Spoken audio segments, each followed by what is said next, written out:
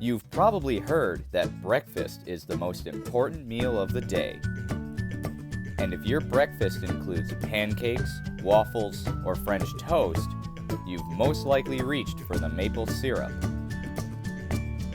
But have you ever stopped and thought about what maple syrup even is, or where it comes from? Your first step should be to look at the back of the bottle at the ingredients.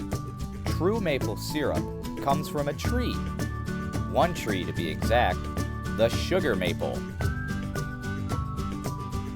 Although syrup can be made from other maple trees, the namesake sugar maple has the highest sugar content in its sap, anywhere from 2 to 5%. That being said, the sap from this tree is still much different than the syrup on your breakfast plate.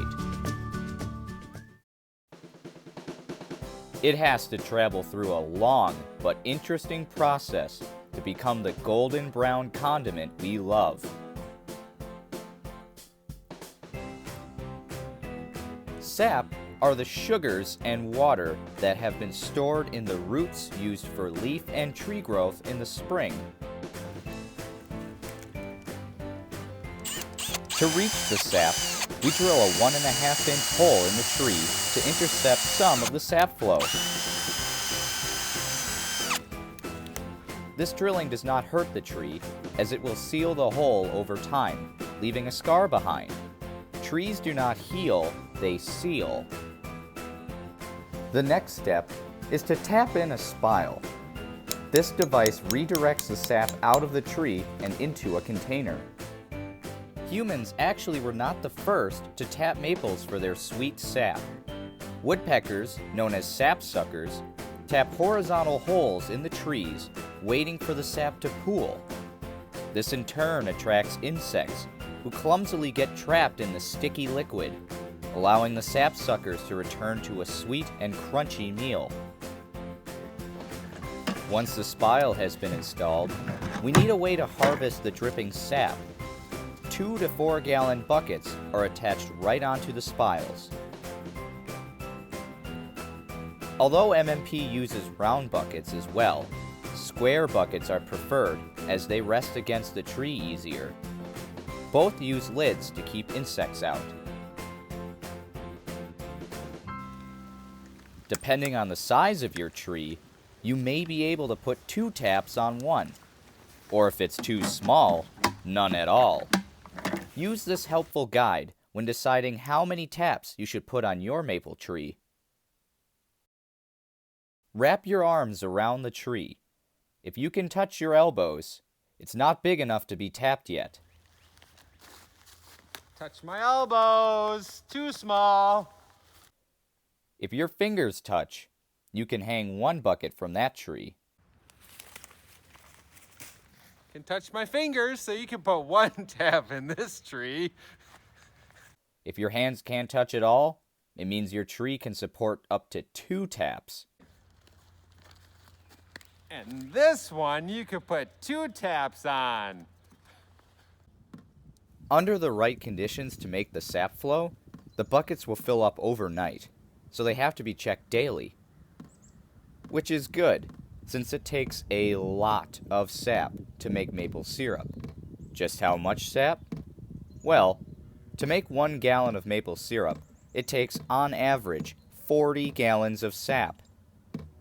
So, if you're planning to make your own maple syrup, be prepared to collect a lot of sap. Lots and lots and lots of sap.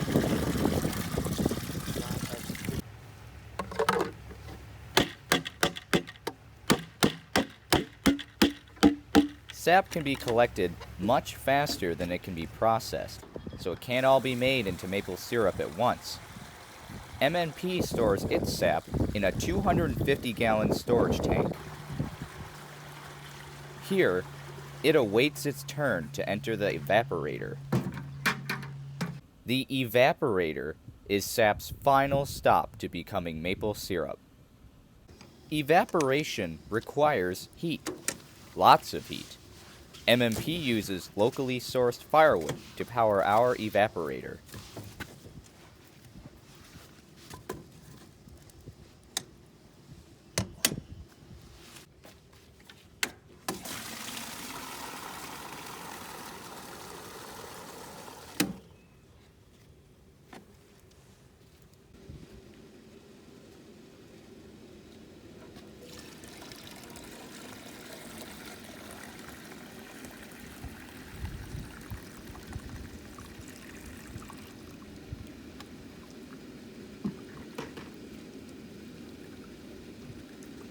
Evaporation is a physical process.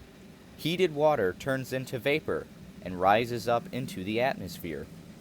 As more and more water leaves the evaporator and the sugar is left behind, the consistency becomes more like maple syrup. The optimal sugar-water ratio is 67% sugar and 33% water.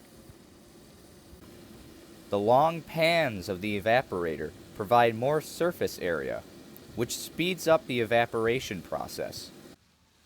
Using an instrument called a hydrometer, MMP staff know exactly when the syrup is ready. It measures the syrup's density, or how thick it is. When it has reached the desired density, we know that the syrup is ready to leave the evaporator. The final step is to pour out the newly finished maple syrup.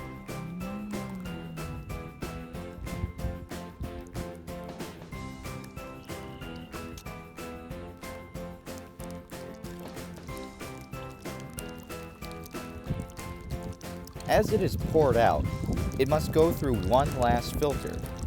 This purifies it of any foreign objects, such as bark, ash, dirt, or tiny insects that may have gotten trapped in it during the boiling process.